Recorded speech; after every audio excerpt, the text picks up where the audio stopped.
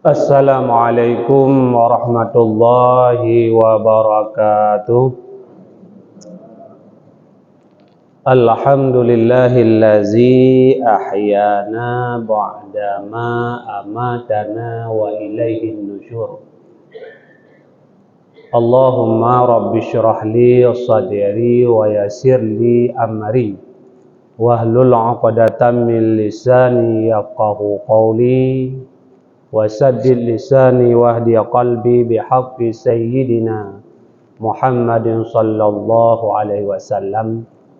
Allahumma inna nas'aluka fahman nabiyina wa hifdzal mursalin wa ilhamal malaikatil muqarrabin. Allahumma aghnina bil ilmi wa zayyinna bil hilmi wa akrimna bit taqwa wa jamilna bil afiyah. Allahumma alimna ma jahilna wa zakirna ma nasina wa fahimna ma lam nafham amma ba'd. Marilah kita manjatkan puja dan puji syukur kehadirat Allah Subhanahu wa taala. Senantiasa Allah memberikan rahmat, hidayah, panjang umur, sehat badan dan pikiran kepada Bandung, sehingga dapat hadir pada pagi hari yang berbahagia ini untuk melaksanakan salat subuh berjamaah. Salawat dan salam pada baginda Rasulullah sallallahu alaihi wasallam beserta keluarga, ahli dan sahabat beliau sekalian. Yang terhormat yang mulia Abi Mumsi Masjid, Ketua BKM beserta anggota panitia pembangunan, panitia pelaksanaan kajian subuh Ahad atau kasad, hadirin guru-guru kami wal hadirat sidang jamaah subuh yang kami muliakan. Alhamdulillah, pada pagi hari yang berbahagia ini kita masih diberikan oleh Allah Subhanahu wa taala di mana kehidupan yang sebenarnya di dalam hidup di dalam dunia ini adalah tidak menentu.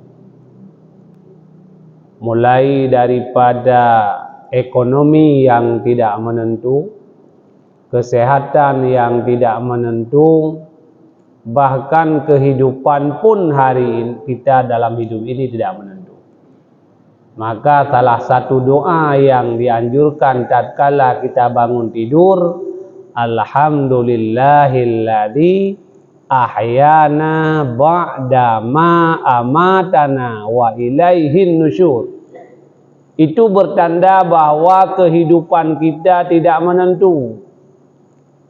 Banyak sekali yang sebentar lagi jam 6 akan dibuat pengumuman inna lillahi wa inna ilaihi raji'un.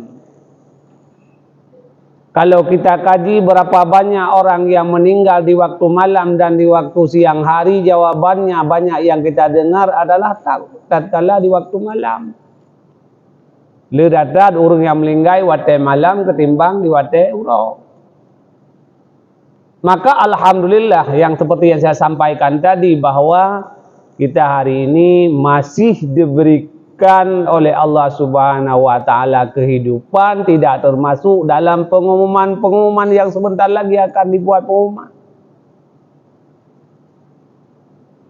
Maka bersyukur kepada Allah, alhamdulillah masih kita untuk melakukan ibadah.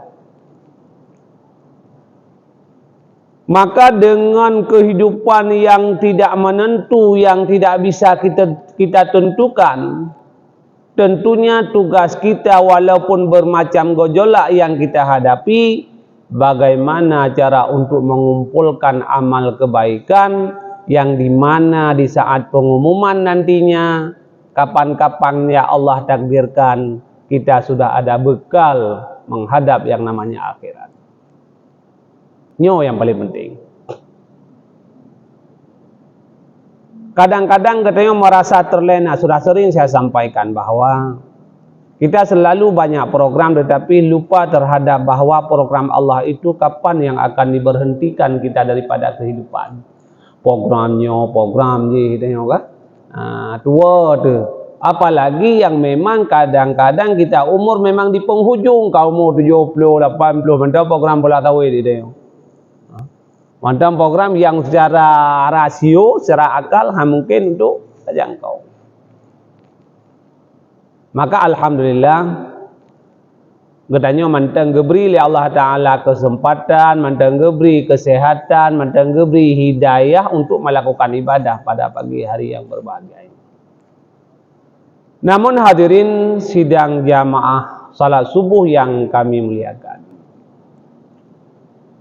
di dalam mengumpulkan ibadah yang sudah sesuai dengan syarat dan rukun, yang setiap hari kita kumpulkan, kadang-kadang di dalam mengumpulkan ibadah ada yang mudah, ada yang susah. Subuhnya berat. Ulam dia lagi dari bayu, dia dapat apa-apa kajaga. Berat tu po. Tak berangkat kena juo dari bayu kena. Untuk mengumpulkan ibadah berat. Harus memerlukan syarat dan rukun. Harus memerlukan perjuangan yang luar biasa untuk tak kumpulnya. Berat bak kumpul ibadah. Olian harus bersih daripada hadas dan najis. Sesuai syarat dengan rukun baru merempok ibadah.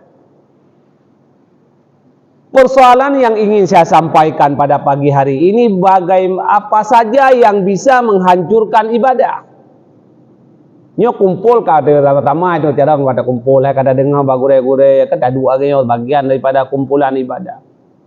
Mesti melinggai dia dengan lagi nyo merempok pala syahid.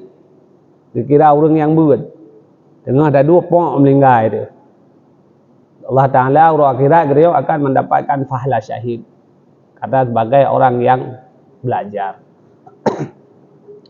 Di dalam hadis Rasulullah sallallahu alaihi wasallam yang diriwayatkan daripada Dailami, hadis yang diriwayatkan daripada Dailami, sittatu asya tuhbitul a'mal.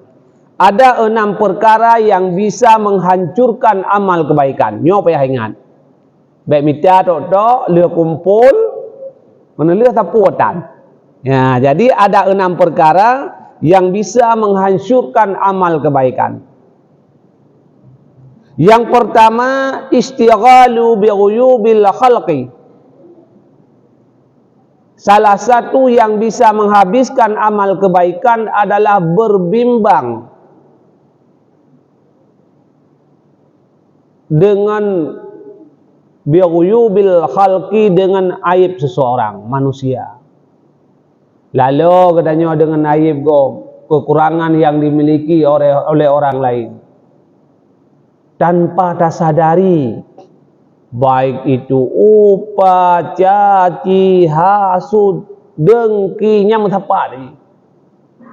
Makna daripada upah kalau kita lihat di dalam kitab Taisir Akhlak itu zikru syekh akhaka, mengucapkan atau menyebut sesuatu kepada saudara, baik yang sesuatu itu adalah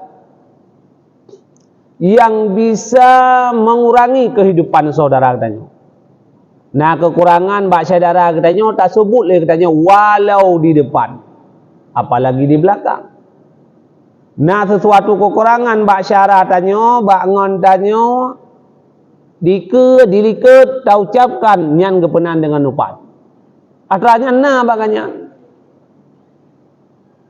Takun contoh, maksud tak bu contoh lagi katanya orangnya juling. Memang na ada baganya. Tapi apabila dengar sakit hati, nyo kepenan dengan upat. Sementara apabila tidak ada pada mereka, itu dinamakan fitnah. Hana batakannya, tapi suatu keaiban yang dapat menyebabkan malai agonnya atau sakit hati itu namanya fitnah. Maka bahaya sekali lafaz-lafaz tersebut yang kita ucapkan. Maka di dalam hadis Rasulullah di dalam kitab yang lumbuh kita Jami' Jawami', dalam lumbuh kitab itu mah. Hadis Rasulullah sallallahu alaihi wasallam dianjurkan kepada kitanya, apabila dia katanya terhadirkan di dalam satu majlis, Kan majlis beut dumpu bak konco bak daduk bak kedai kopi nyo ingat kamai. Supaya katanya baik di upat telegop nyan gi baca tatkala bak daduk pok daduk katanya. Betul daduk. Karena bertanya yakin bahawa siapa saja itu sudah sering saya sampaikan dalam pengajian saya. Bahawa katanya berada puak boh haya tetat, boh brok tetat yang katanya tetap nak orang yang benci katanya.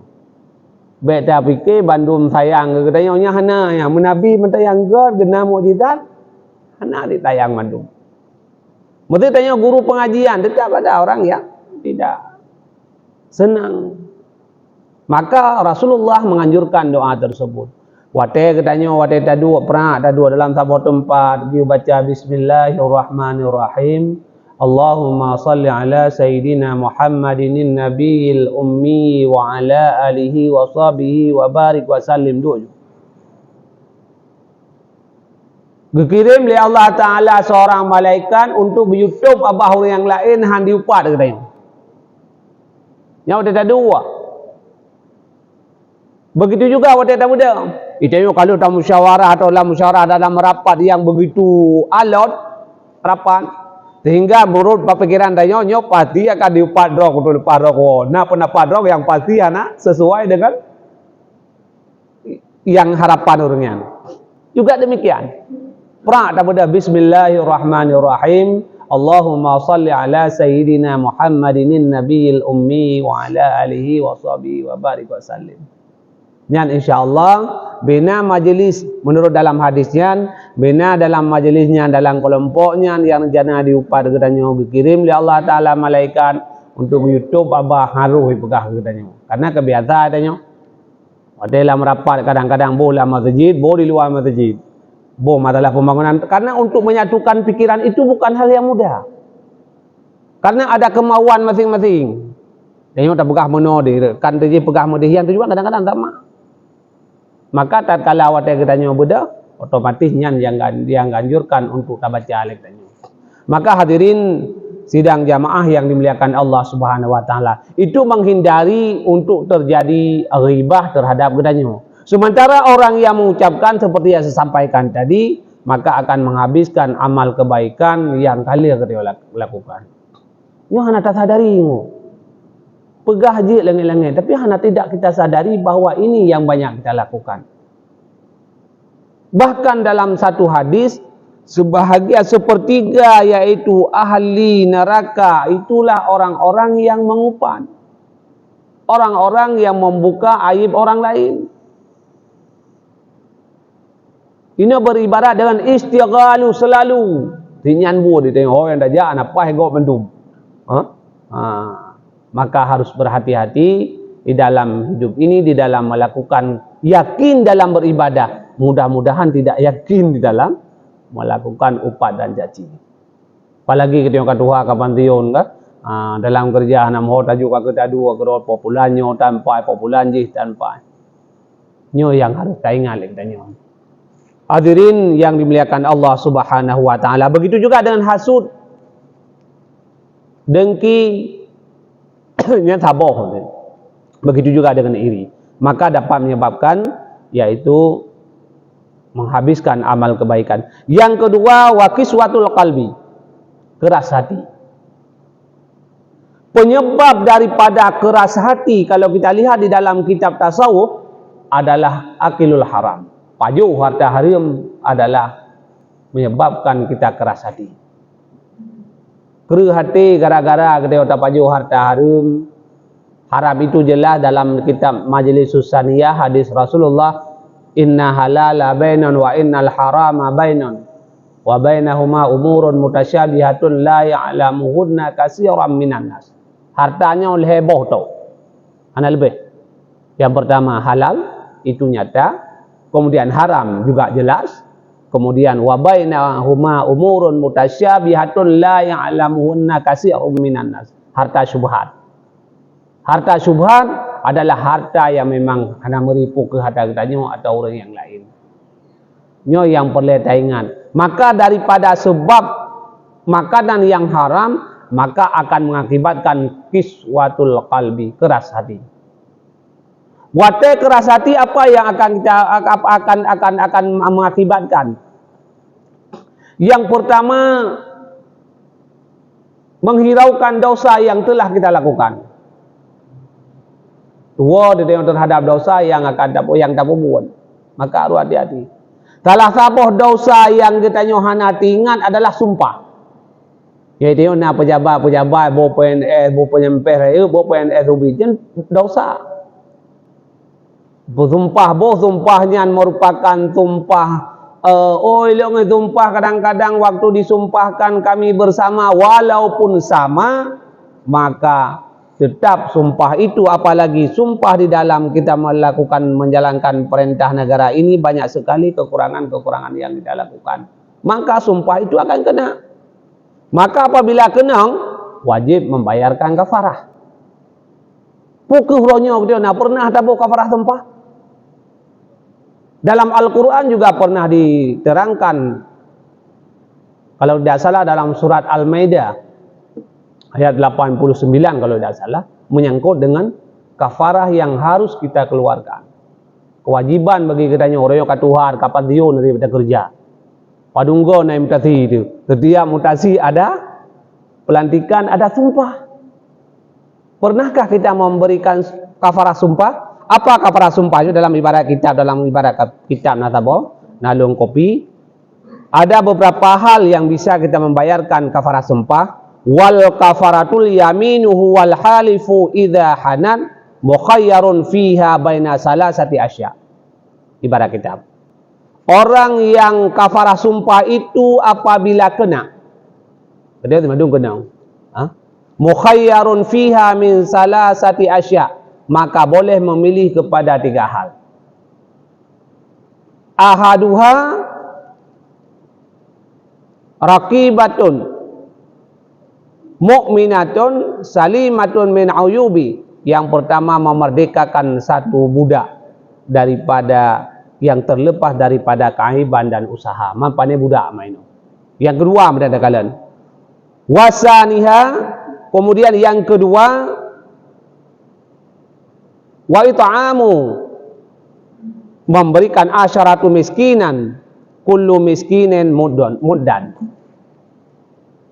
Memberikan makanan kepada orang miskin dengan jumlahnya 10 orang. Kullu miskinin muddan, setiap daripada orang miskin itu 1 mod.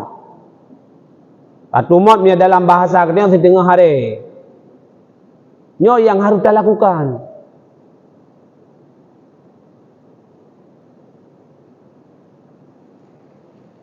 Makanan yang kita berikan sama seperti memberikan zakat fitrah. Makanan kot balad itu ini dapat jobu, berarti yang kita berikan kepada fakir miskin 10 orang, setiap orang 1 mod sekali sumpah. Apabila kita nyole tanpa sumpah, tak kali laju. Naik pinah kita orang kapan dia dah mulai guru SD, baik kepala, baik ke wakilnya, baik ke wakil. Berapa kali yang kita disumpahkan, begitu juga kita berikan kafarah sumpah. Saya yakin ini semua kita kena. Saya sebagai kepala kantor urusan agama juga kena. Pinah ke.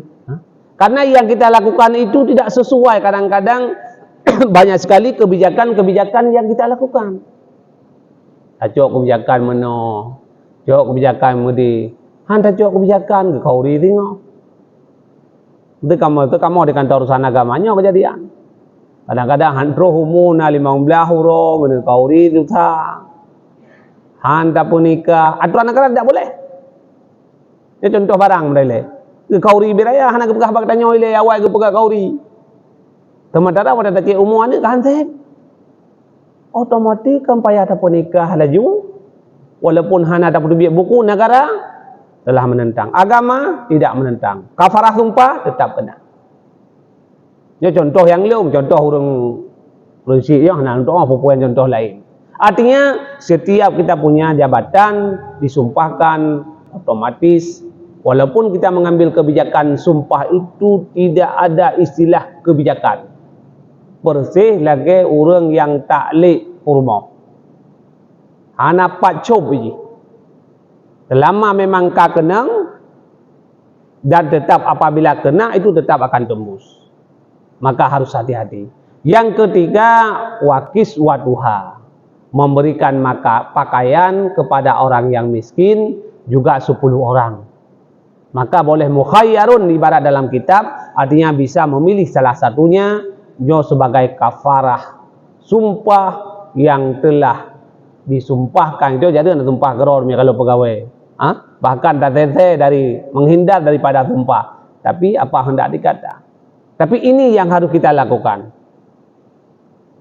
Itu terlepas daripada hal-hal yang lain, termasuk daripada fidyah puasa, fidyah belum, fidyah takhir puasa. Kadang-kadang katanya orangnya baru sadar, hari ini kita baru sadar untuk melakukan ibadah. Sementara 10 tahun ke belakang kita tidak pernah ibadah. Puasa dan itu semua harus dikada dan harus diberikan fidyah. Maka kadang-kadang nunggu yang berbahagia, Hailun Tri Hidayah, mulai tamat SD Hidayah, keluarga baru wow. Sudah lulus PNS, inan di papai bakawa. Hidayah hotelun ringan ilu walaupun nak patih le uro pakon enggak tulak kafarah. Wate tak bayang kafarah tulak beruhnya. Seolah-olah kita bayangkan kan kafarah sembahyang tulak tau. Padahal yang diutamakan itu adalah kafarah puasa. Sehingga itu berdebat-debat puasa sembahyang Yohana kafarah. Betul di dalam kitab menyatakan ibarat dalam kitab ya anaknya man mata. Barang katanya pendapat boleh subki urun sembahyang hana wajib, maka waktu itu kadang-kadang gantung lu na urun hana wajib qada sembahyang kalau lupa je betul ibaratnya pemahaman. Hana wajib qada apa. Apalagi kafarah. Yang menurut pendapat ada pendapat. Maka orang-orang yang melakukan itu tentunya ada pijakannya, pakai ngubur. Itu yang pegahkannya. Dalam urang melakukan kafarah yang tulak-tulaknya lebih terarah ke kafarah puasa. Kan sembahyang utama. Sehingga itu bergebu-gebu. Kayaknya lu kalau lu dalam dah orangnya anak ikuti, tapi kalau pernah tahu dalam tak putra sebenarnya dia pergi hanang hukum. Kalau pernah tak buat. Ternyata utamanya adalah kafarah puasa. Kita adalah banyak sekali tinggal puasa. Yang jelas kalau memang puasa memang wajib fidyah, wajib memberikan fidyah apabila tinggal. Nah, makanya muyalun kalian tidak perlu diperdebatkan, memang ada kemaslahatan di situ. Oh tak buat, hendak buat karena ya menang-menang bilun lagi yang lain prinsip bilun. Tapi kalian lebih terarah kepada fidyah puasa yang kita tinggal, baik tinggal karena tinggal kali ada qada maupun yang memang hana ada qada. Karena fidyah puasa apabila 1 tahun ini tidak kita qada, tahun depan akan bertambah fidyahnya. Maka gebantu cara laginya yang takalaninan ada kebaikan ya silahkan dilakukan. Oh katanya yang hendak tak kerja ya silakan. Ya dan pegah ada kemaslahatan wateli kalilun. Nak tajak jamun kena tajak ditaruh putra ke pegal urun tua-tuanya. Ternyata utama adalah fidyah puasa, bukan kafarah sembahyang. Itu ujung untuk mena gedulak kafarah sembahyang. Nya hotelun kalilun dalam kejadian. Maka hadirin yang dimuliakan Allah Subhanahu wa taala, maka getanyo sengaja lu sampaikan katanya karena lebih banyak di sini adalah pejabat. Lebih banyak kalau rasa lu sebagai kepala kantor urusan agama juga penuh dengan sumpah. Pindah ke di. Maka saya sampaikan ini kadang-kadang kita lupa yang menyangkut dengan kafarah yang padahal menganggap ini hal yang enteng, padahal ini adalah merupakan dosa yang besar yang memang harus kita tunaikan menyangkut dengan kafarah tersebut. Hadirin yang dimuliakan Allah Subhanahu wa taala. Kemudian yang ketiga adalah hubbud dunya, cinta dunia. Gara-gara kita cinta dunia, otomatis segala hal yang menyangkut dengan ukhrawi kita akan lupa. Selalu kita mengejar, ternyata kejaran tersebut tidak akan sempurna. Tinggal dalam satu riwayat Tanya oleh Nabi Ba Jibril, ya Jibril, nak pernah nikah miron? Sehingga kejawab oleh Jibril, saya pernah juga tertawa. Kenapa? Karena saya melihat manusia sibuk dalam mengumpulkan harta, sibuk dalam mengumpulkan segalanya, tetapi mereka lupa bahwa mereka akan kembali kepada Allah dan mendapat ketenangan, mengharapkan ketenangan itu tidak ada di dunia, hanya di akhirat. Kemudian yang selanjutnya adalah waqillatul hayah. Rasa malu sangat sedikit. Disebabkan kenapa hari ini banyak kita lihat saudara-saudara kita di FB kadang-kadang bahasa yang hanya sebagai mencari duit di FB, kalian bahasa-bahasa yang mungkin tidak layak. Saya kira ini adalah masalahnya, waqillatul haya. Mengamal kebaikan hana pihak pegahli sapu atik dalil. Takun ke go macam dum tabuka aib gobat media sosial. Maka ini penyebabnya adalah waqillatul haya. Rasa malu yang tidak sedikit bahkan tidak ada malu akan menyebabkan kita terjerumus dalam kemaksiatan. Tanya menteng hana male dalam melakukan ibadah, dalam melakukan kemaksiatan.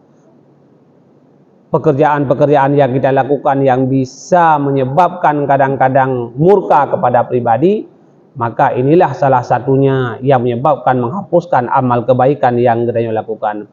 Kemudian watulul amal, panjang cita-cita, wacana. Maka saya sampaikan begini, hidup ini harus sesuai dengan keadaan. Cita-cita katanya walaupun dibekali Rasulullah, himmatur rijal taskutul jibal. Cita-cita pemuda itu dapat meruntuhkan gunung yang tinggi. Tetapi harus sesuai.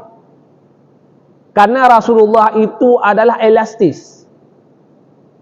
Menurut urang kata kepuah Rasulullah. Menyadiki orang-orang yang berperang fi sabilillah, Rasulullah menyampaikan, makanya bahkan basyira wa nazira. Membawa berita gembira. Rasulullah memberikan berita gembira bagi orang-orang yang mau berperang. Apabila anda syahid meninggal nantinya, anda akan mati syahid dan akan mendapatkan syurganya Allah.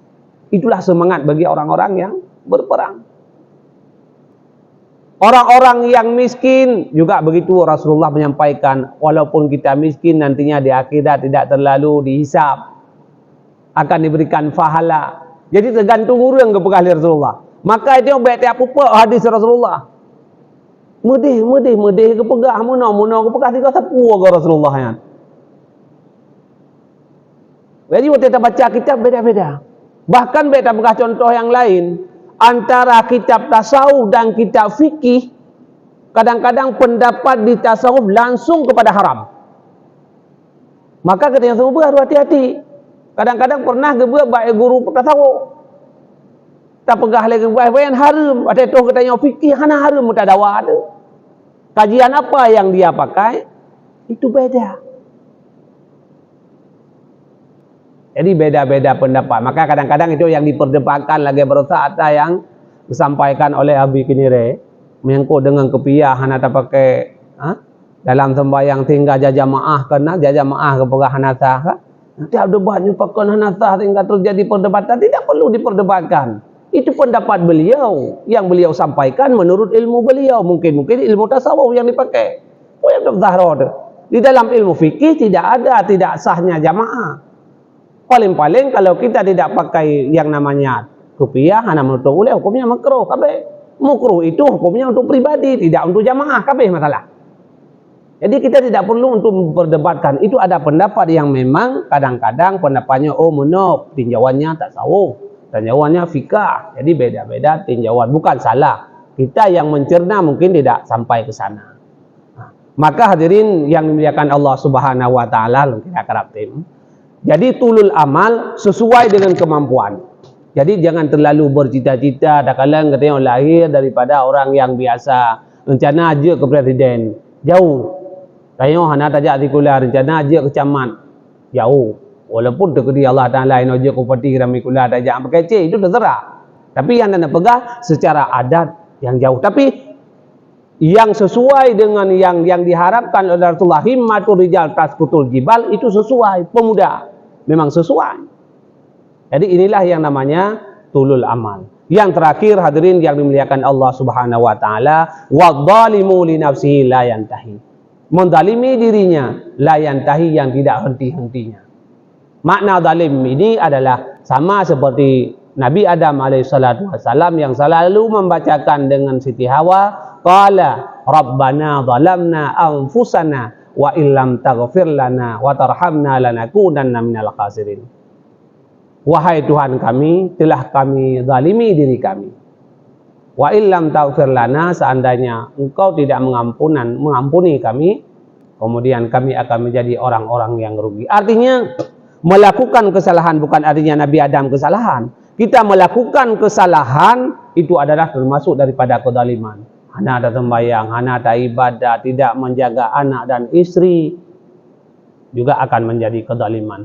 Karena banyak sekali, terakhir ingin saya sampaikan bahwa kita yang yakin dalam beribadah, banyak sekali di dalam kitab Kawakibud Duriyah disampaikan bahwa orang-orang yang yakin beribadah di dunia, tatkala mereka kembali kepada Allah, Allah mengumpulkan amal kebaikan bagaikan gunung, mereka tersenyum. Namun tatkala mereka tersenyum, datanglah anak dan istrinya meminta pertanggungjawaban, sehingga semua amal yang mereka miliki adalah habis, sehingga mereka menangis. Maka katanya hadirin yang dimuliakan Allah Subhanahu wa taala, kesimpulan daripada luntuan bahwa uronyo katanya kajumat ibadat. Dalam bahasa Imam Ghazali, rubama futihalaka babul amal. Allah Ta'ala telah membuka pintu kita untuk melakukan amal kebaikan. Tatim jak subuhkan mengaraya apa jabat subuh. Tatim jak sembahyang subuh juga sembahyang rumah kurang. Sembahyang berjamaah mau mengikuti tausiah. Wa ma futihalika babul amal. Kadang-kadang baik sampai katanya gutup daripada wa ma futihalaka babul kabul. Baik sampai kadang-kadang katanya gutup daripada pintu terimanya Allah. Walaupun kadang-kadang keterima, tapi sok pedih bermasalah. Nyo harus hati-hati. Dan nak pegah pula ini, nak putar pegah ini memang drone urunnya majemon. Nyo yang perlu kita pegah. Amal karena bagaimana cara amal itu mempertahankan. Lagi kita menjadi kuliah. Ranking kata repok, ranking sahabat putar, ranking sahabat bukan hal yang mudah. Bak mita okeylah kejaran kita belajar semaksimal mungkin, tapi untuk mempertahankan, apalagi hari ini kita mempertahankan sampai meninggal, yang meninggal itu belum tentu anak tujuan. Maka memerlukan untuk mempertahankan amal kebaikan dengan cara seperti yang saya sampaikan tadi sesuai dengan hadis. 6 hal tersebut kita usahakan menghindari. Apabila telah kita lakukan, maka mulai hari ini yang dapat menghapus amal kebaikan kita hindari. Yang kedua yang ingin saya sampaikan bahwa kesimpulan, kalau memang kita termasuk orang yang kena sumpah, maka tolong sebelum jangan kita harapkan kepada anak dan istri untuk memberikan kafarah sumpah, maka berikan hari ini, karena yang kau wajib udah meninggal. Wadah dia tabuh saya kenang wajib boh kafarah, maka tolong diberikan seperti yang sampaikan tadi. Kalau yang pertama adalah mukhayyarun, ibarat dalam kitab boleh pilih, beda dengan hal-hal yang lain dia pilih. Berarti yang mampu salah satunya adalah memberikan makanan beras ibaratnya 10 orang-orang miskin. Lu rasa inilah yang dapat saya sampaikan. Tentunya banyak sekali kekurangan-kekurangan yang saya sampaikan, tapi daripada kekurangan-kekurangan tersebut mungkin ada kelebihan-kelebihan yang bisa sebagai kajian atau pengulangan daripada kasat-kasat sebelumnya, menjadi pelajaran dan pengajaran bagi kita bersama. Yang terakhir, walaupun hari ini kita beda tempat, beda latar belakang, beda tempat tinggal, beda status, mudah-mudahan tatkala kita kembali kepada Allah Subhanahu wa taala, Allah memberikan kita satu tempat yang mulia bersama, yaitu surga Jannatun Naim. Amin ya rabbal alamin. Wallahu a'lam bisawab wa ilaihil marji wal ma'ab. Assalamualaikum warahmatullahi wabarakatuh.